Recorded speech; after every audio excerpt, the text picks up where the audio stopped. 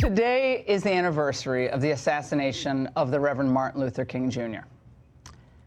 I was thinking, like, if he were alive today, I wonder what he'd think about such dismissive comments and about a Democrat Party that believes it can regain power by living in a constant state of protest. Every one of us has a right to equal treatment by our government. That right is guaranteed by our Constitution. It's the heart of countless laws passed with well-deserved fanfare by our Congress over many decades. That right is inscribed on a monument on our National Mall to the Reverend Martin Luther King Jr., who would be shocked and disgusted if he watched Susan Rice on television today. Well, you know, this whole identity politics stuff is poisonous. You know, if Martin Luther King, Dr. Martin Luther King were here today, he would be absolutely offended. If you say, I don't judge people based on color, this is a microaggression. I am not kidding. This is something that is said at universities across the land. That is a direct rejection of Dr. King's dream. Now, most Americans, people of all races, truly believe in and are inspired by Dr. Martin Luther King's adage that we are all God's children. You think about what MLK stood for. He said he didn't want people judged on the color of their skin, but on the content of their character. You listen to some of these people now. When I hear people, scream Black Lives Matter, I'm thinking, of course they do. But all lives matter. It's not that any life matters more than another. That's the whole message I think that Dr. King tried to present. And I think he'd be appalled by the notion that we're elevating some lives above others.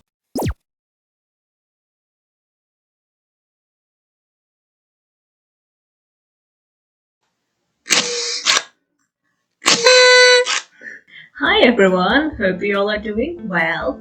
Happy Martin Luther King Day. Well, it's still like a month till the actual day that I'm filming this, but hopefully by the time it comes out, it will be Martin Luther King Day. If you live in the US, the third Monday in January every year, which usually falls a day or two after MLK's birthday, is a national holiday where you get to have the day off, unless you work in retail or any service jobs for that matter, because it's the day in which we commemorate the works of one of the most prominent civil rights leaders, Dr. Martin Luther King Jr. Through mattress sales and 35% off everything in Goodwill and 20% off your entire order at Bed Bath & Beyond, and of course, endless tirades made by conservative pundits on how disappointed MLK would be if he were alive today. Today is the anniversary of the assassination of the Reverend Martin Luther King Jr. I was thinking, like, if he were alive today, I wonder what he'd think about such dismissive comments and about a Democrat Party that believes it can regain power by living in a constant state of protest or racial hatred and denial. Every one of us has a right to equal treatment by our government. That right is guaranteed by our Constitution. It's the heart of countless laws passed with well-deserved fanfare by our Congress over many decades. That right is inscribed on a monument on our National Mall to the Reverend Martin Luther King Jr., who would be shocked and disgusted if he watched Susan Rice on television today. Susan Rice is Joe Biden's chief domestic policy advisor. Rice is in charge of changing our country to conform to the orthodoxies of the Democratic Party. How does Susan Rice plan to do that? Well, going forward, she announced this afternoon, quote, every agency in the U.S. government, a government that is, by the way, the largest and most lavishly funded organization in human history, every one of them will, quote, place equity at the core of its policy design, specifically and for the benefit of, quote, marginalized communities. Now, in Vermont, they are saying that you need to be a person of color or you don't get to get in that line. How do you react to that? Well, you know, this whole identity politics stuff is poisonous. You know, if Martin Luther King, Dr. Martin Luther King were here today, he would be absolutely offended. Offended. At what exactly? Prioritizing marginalized groups that are twice as likely to suffer from a deadly virus by providing them access to the vaccine? You know, I think it's a bit bold and presumptuous to speak for a man that won't be able to defend himself, because if it were up to me, I would assume that MLK would be far more offended at the fact that compared to their white counterparts, black people are at a higher risk for pretty much every life-threatening diseases that you can think of. In fact, the racial gap in healthcare is pretty much the same as it was back in 1999. You know, as MLK once said, of all the forms of inequality, injustice in health is the most shocking and inhumane. Yes, he did say more things than that one line in that one speech about having a dream. Shocking, I know. But speaking of that speech, did you know that MLK was not really seen as this wholesome, cuddly black Santa Claus that just wanted people to get along at his time? This mythical figure that ended racism just by being peaceful? No. In fact, in the year of his death in 1968, otherwise known as an assassination, MLK had a disapproval rating of 75%. In his letter from Birmingham jail, he writes, "Lamentably, it is an historical fact that privileged groups seldom give up their privileges voluntarily. Individuals may see the moral light and voluntarily give up their unjust posture. But as Reinhold Niebuhr has reminded us, groups tend to be more immoral than individuals. We know through painful experience that freedom is never voluntarily given by the oppressor. It must be demanded by the oppressed." Yet, for some reason, according to conservatives like Laura Ingraham, if MLK were alive today, he would do a complete 180 and be against protesting while literally saying that freedom must be demanded by the oppressed. According to Tucker Carlson, MLK would be shocked and disgusted by equity initiatives, even though in the literal "I have a dream" speech, MLK says at one point, "There are those who are asking the devotees of civil rights, when will you be satisfied? We can never be satisfied as long as the Negro is the victim of the unspeakable horrors of police brutality. We can never be satisfied as long as our bodies, heavy with the fatigue of travel, cannot gain lodging in the motels of the highways and the hotels of the cities. We cannot be satisfied as long as the Negro's basic mobility is from a smaller ghetto to a larger one. We can never be satisfied as long as our children are stripped of their selfhood and robbed of their dignity by signs stating for whites only. We cannot be satisfied as long as a Negro in Mississippi cannot vote and a Negro in New York believes he has nothing for which to vote. No, we are not satisfied, and we will not be satisfied until justice rolls down like waters and righteousness like a mighty stream." Now, if you have been sleeping on the news for the last couple of years, a lot of the things that MLK spoke about in this segment of his speech still have a long way to go. Writer and civil rights activist Michelle Alexander writes in her 2010 book, The New Jim Crow, Mass Incarceration in the Age of Colorblindness, how a lot of these systems of oppression, like Jim Crow, segregation that we know of as things from the past, are still alive and well today, but rebranded and redesigned. She goes on to say, "What has changed since the collapse of Jim Crow has less to do with the basic structure of our society than with the language we use to justify it. In the era of colorblindness, it is no longer socially permissible to use race explicitly as a justification for discrimination, exclusion, and social contempt. So, we don't. Rather than rely on race, we use our criminal justice system to label people of color criminals and then engage in all the practices we supposedly left behind. Today, it is perfectly legal to discriminate against criminals in nearly all the ways that it was once legal to discriminate against African Americans. Once you're labeled a felon, the old forms of discrimination, employment discrimination, housing discrimination, denial of the right to vote, denial of educational opportunity, denial of food stamps and other public benefits, and exclusion from jury service are suddenly legal. As a criminal, you scarcely have more rights and arguably less respect than a black man living in Alabama at the height of Jim Crow. we have not ended racial caste in America, we have merely redesigned it. And finally, according to Ben Carson, MLK would be absolutely offended at this so-called identity politics, even though, I hope you're picking up a pattern at this point, MLK, or the civil rights movement as a whole, was about black liberation. In one of his speeches, MLK literally says this: Somebody told a lie one day. They couched it in language. They made everything black, ugly, and evil. Look in your dictionary and see the synonyms of the word black.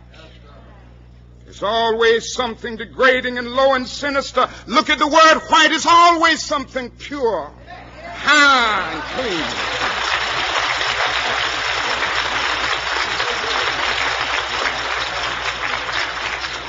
But I want to get the language right tonight.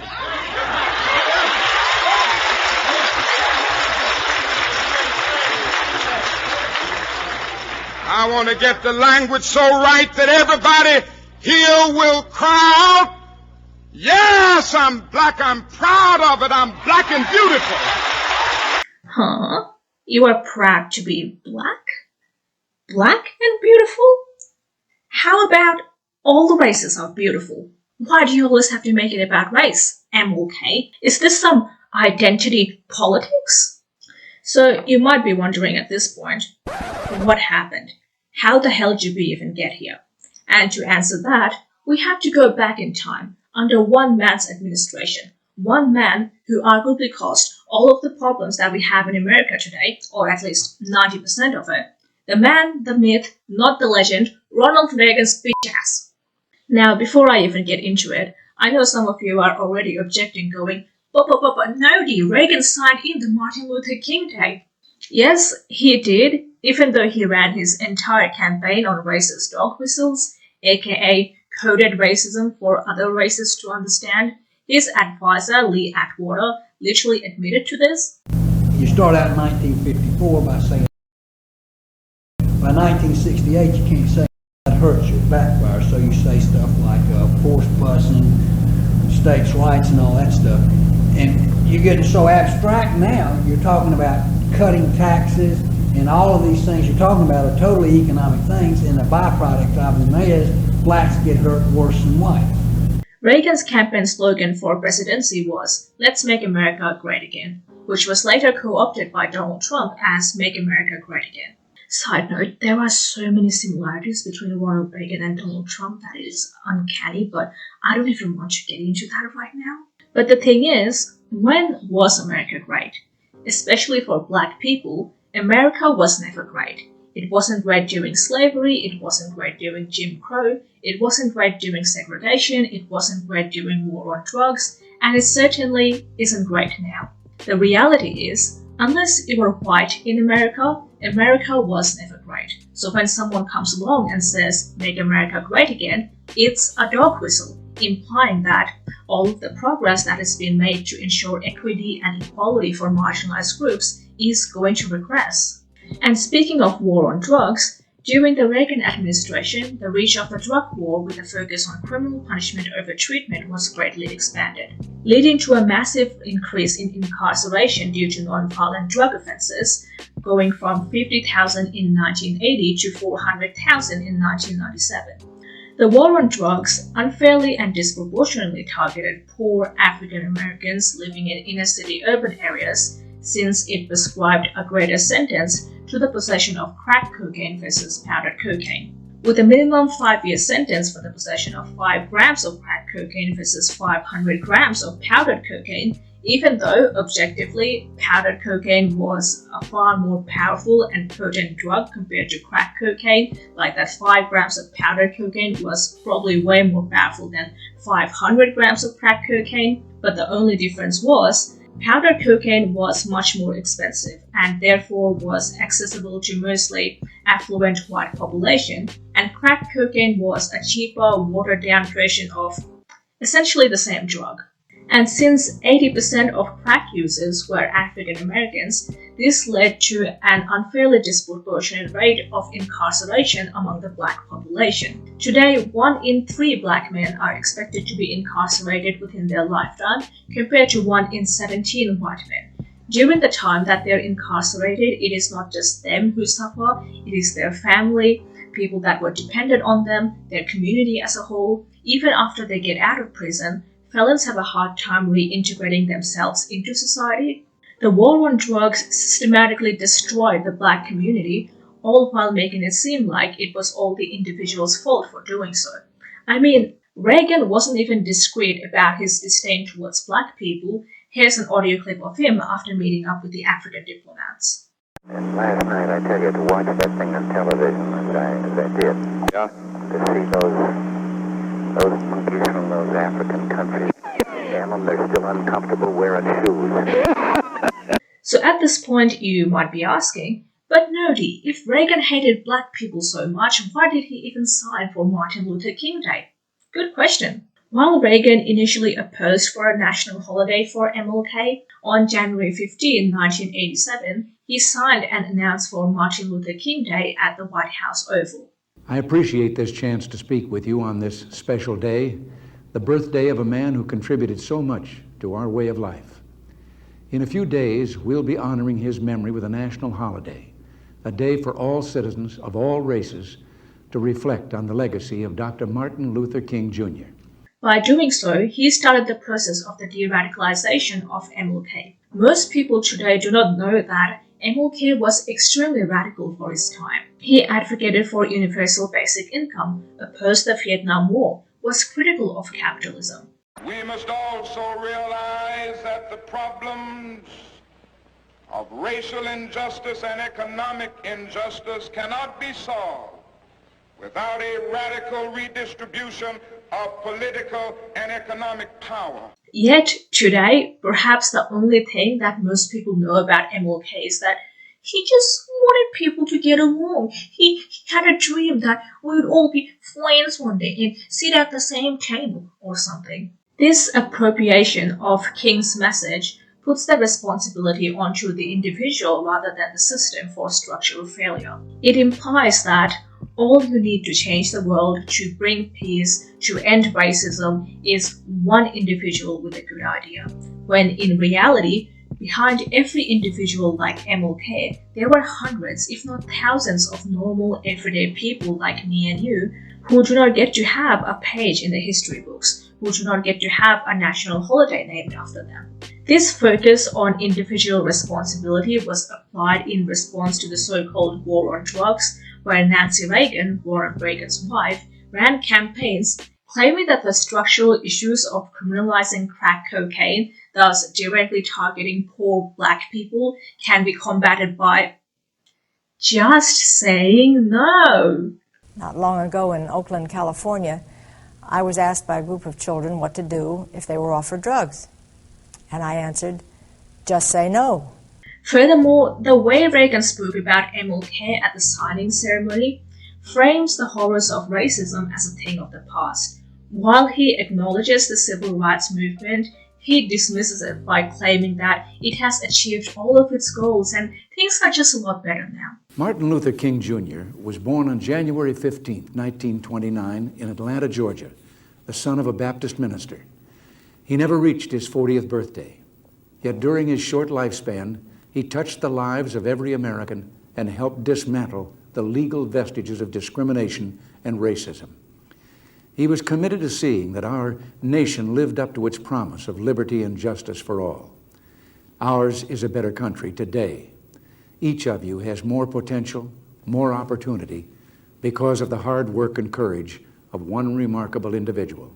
And I cannot make this up. He at one point claims that racism has been banned. Yeah, decades and centuries worth of oppression, discrimination, trauma just gone. And I would challenge all of you to pledge yourselves to building an America where incidents of racial hatred do not happen because racism has been banned not just from the law books, but from the hearts of the people. Yeah, racism is over, folks. Haven't you heard? How dare you talk about racism? didn't you know that MLK would have wanted people to be judged not by the color of their skin but the content of their character? Oh damn, so Reagan was pretty bad for the black community. But no, yeah, what? The economy though. What about the economy? Reagan was pretty good for the economy, so, oh my god, don't even get me started on that Today, this whitewashed version of MLK's legacy has been used by conservatives to pretty much justify anything that they like and oppose the things that they don't like. Opposing Democrats, equity initiatives, identity politics, dismissing racism. There is no question that racism, since Martin Luther King's assassination, has depleted incredibly rapidly. Critical race theory, justifying war, and of course, dismissing Black Lives Matter. When I hear people, scream Black Lives Matter, I'm thinking, of course they do. But all lives matter. It's not that any life matters more than another. That's the whole message I think that Dr. King tried to present. And I think he'd be appalled by the notion that we're elevating some lives above others. Martin Luther King Jr. would not approve of Black Lives Matter. Dr. King was about bringing people together. He would say all lives matter. Perhaps the worst thing that came off of appropriating MLK's message is the past normalization of colorblind racism, dismissing BLM activists and racial inequality by saying things like, I don't see color, I treat everyone equally, hashtag all lives matter. At face value, this view seems pretty reasonable, right? However, when it is only brought up to shut down BLM activists fighting for racial inequality and injustice, it dismisses the lived experiences of Black people, suggesting that racism doesn't exist as long as you ignore it. This sort of reminds me of how whenever there is women on the internet trying to do a good thing and combat a real issue that women go through, there is always some dude that will come out of the woodworks and go, what about the men? Men get harassed too, you know? Now, do you really think that this guy cares about male assault victims? Is he involved in activism? Is he raising awareness elsewhere? Of course not. His contribution to the discussion begins and ends there. He does not really care about men's issues. He's just using them as a talking point to dismiss women's issues. Similarly, I guarantee you that most people who perpetuate colorblind racism, dismiss Black Lives Matter with all lives matter, are the same people who vote for politicians that are pro-gun, pro-war, anti-immigration. The first step to solving inequality and injustice is to address it. Malcolm X describes it using this metaphor. If you stick a knife in my back 9 inches and pull it out 6 inches, there's no progress. You pull it all the way out, that's not progress. The progress is healing the wound that's a blow made. And they haven't even begun to pull a knife out, much less try and heal the wound. They won't even admit the knife is there. And that is exactly what colorblind racism does. It fails to acknowledge that the knife is even there. Or worse, blames you for talking about it, making it about race when it doesn't need to be. This is Joe Biden. Black Lives Matter, period. I'm not afraid to say it. This perpetuation of colorblindness under the name of MLK for the last couple of decades has given a rise to the so-called centrists, the moderates, who at face value and on paper agree that Black lives do matter and over-policing in Black neighborhoods needs to be stopped, but as long as they keep it peaceful and do not disrupt the status quo. Even though 93% of BLM protests have been peaceful, it is the remaining 7% that are hyper-focused in the media, but no one really talks about that. And more importantly, it is literally the same argument that has been made back in the 60s in response to the civil rights movement. We're soliciting the views of Albany people on the civil rights bill. Would you like to give us your views? Well, I think if they remain peaceful, it would be a lot better than perhaps the violence that was concerned. Now, I am not the type of person to definitively say how someone would act if they were alive during a certain time period because you can never really know for sure. However, in this case, it's pretty likely that If you're someone that do not support Black Lives Matter or think that they have just gone too far and need to turn down, you are probably going to have similar attitudes towards the civil rights movement if you were alive back in the 60s. You would probably be in the 75% that disapproved MLK. So much of politics as we know it is about debating, having a discussion, upholding the status quo. There is more importance imposed on saying the right thing versus actually doing the right thing, which is why the Democratic Party and Joe Biden can still label themselves as progressives because they support Black Lives Matter while at the same time refusing to defund the police, if anything, doubling the funding for police hiring programs. FBI can now be progressive because they put out this tweet on MLK Day, even though they sent him letters back when he was still alive urging him to commit suicide. And did you know that some states celebrate the birthday of Robert E. Lee and MLK on the same day? Yes, Robert E. Lee, the Confederate general who defended slavery. Because his birthday falls closer to MLK's, states that do celebrate Lee's birthday does so in the same day. Because both sides, slave owners versus black people, the oppressed and the oppressor, maybe they both are right. But in all seriousness, this both sides centrist, moderate position falls apart when you put the victims of oppression on the same level as their perpetrators, when there is an obvious right or wrong. If one side says 2 + 2 = 4 and the other says no, 2 + 2 = 6, the solution is not to go, maybe they both are right. How about we just compromise in the middle and say 2 + 2 = 5? No, you go with the side that is correct, that is vulnerable, that needs protection. Neutrality in situations of injustice is taking the side of the oppressor. And history shows that the moderate do end up siding with the oppressors eventually. Turns out MLK had quite a bit to say on this. First, I must confess that over the past few years I have been gravely disappointed with the white moderate. I have almost reached the regrettable conclusion that the Negro's great stumbling block in his stride toward freedom is not the white citizens' counselor or the Ku Klux Klaner, but the white moderate who is more devoted to order than to justice, who prefers a negative peace, which is the absence of tension, to a positive peace, which is the presence of justice, who constantly says, I agree with you in the goal you seek, but I cannot agree with your methods of direct action, who paternalistically believes he can set the timetable for another man's freedom, who lives by a mythical concept of time, and who constantly advises the Negro to wait for a more convenient season.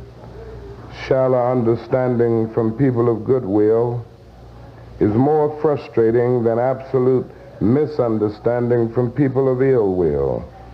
Lukewarm acceptance is much more bewildering than outright rejection.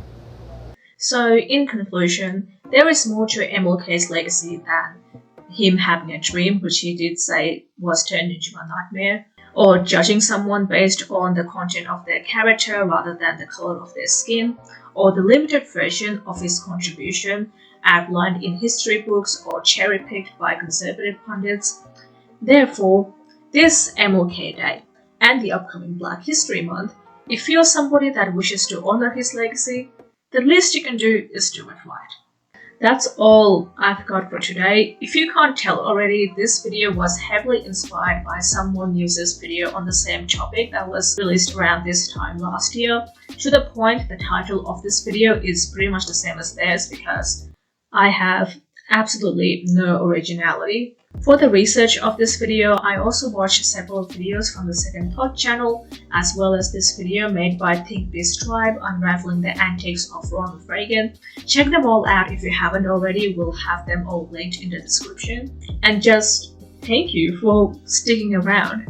I know I haven't uploaded for over a month now due to some things that I've been going through. 2022 has been absolute garbage for me, and due to some events that took place at the end of 2022, it left me feeling really down the past couple of months. But even during the time that I was gone, I still had people subscribing and liking and commenting on my stuff, so thanks!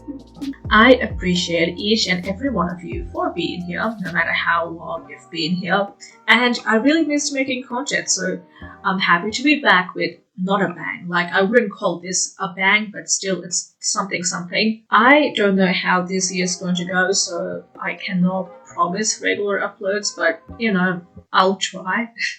Like and subscribe if you like this video, and be sure to leave a comment for that engagement because the algorithm hates it when I take a break.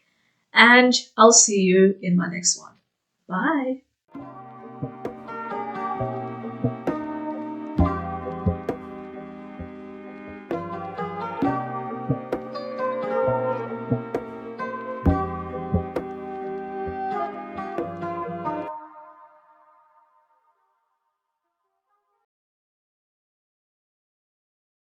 Dr. Martin Luther King Jr. would be turning in his grave. Would he? I mean, he's definitely turning in his grave, but not for the reasons you think.